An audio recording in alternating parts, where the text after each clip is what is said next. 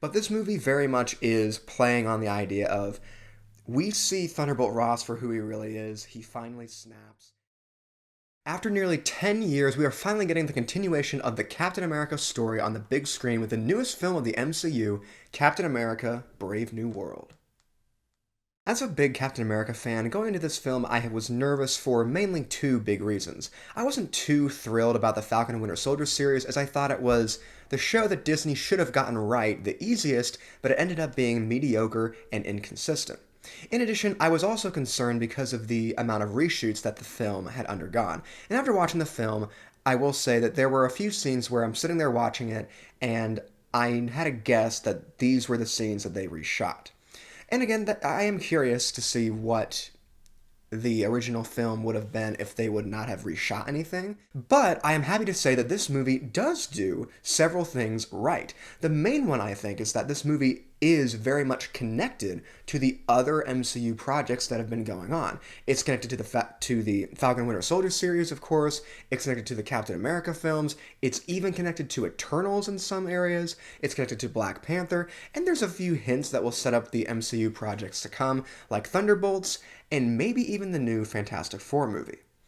I think that Anthony Mackie as Sam Wilson, our new Captain America, they handled him very well in this film, much better than they did in the Falcon and Winter Soldier series. He's entertaining, he's really fun to watch. They found some interesting things to do in his fight scenes with his suit, and how he's not enhanced, but that doesn't mean that he can't have engaging and fun action sequences. And of course, we have Harrison Ford replacing William Hurt as Thaddeus Thunderbolt Ross, who in this movie does turn into Red Hulk. After watching the movie, I will say that I am very disappointed that we never got to see William Hurt's Thunderbolt Ross turn into Red Hulk, but this movie very much is playing on the idea of we see Thunderbolt Ross for who he really is. He finally snaps, and it's a really good scene, and I'm really happy that Red Hulk was not in the movie for much of the time.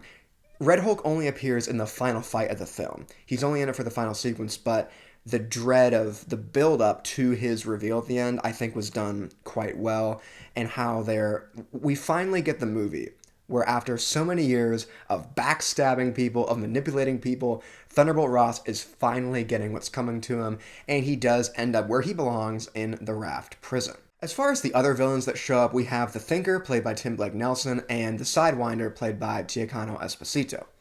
So, I will say that with the Thinker, it was cool to see Samuel Sturms, like his character from The Incredible Hulk, show up in a new way. I think that the whole thing of him manipulating Thunderbolt Ross from behind the scenes was done well. There were a few scenes where I felt like they could have handled it better. It felt a bit too choppy with how they were doing things.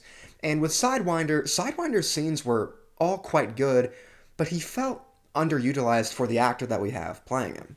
The final thing I'll talk about here is that the opening about 30 minutes of the film felt very rushed.